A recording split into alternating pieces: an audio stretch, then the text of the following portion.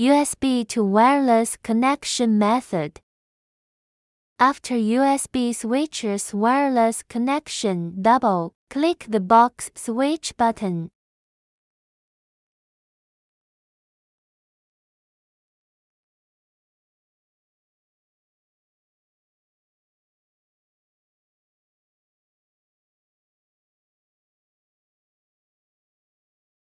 You can also use box management software to switch USB wireless connections.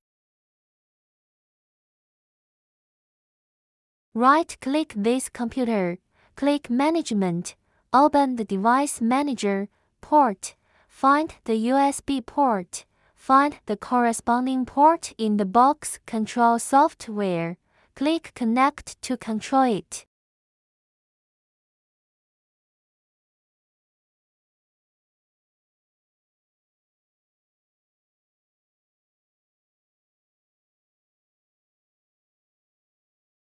The tutorial is over. Please consult customer service if you are not clear.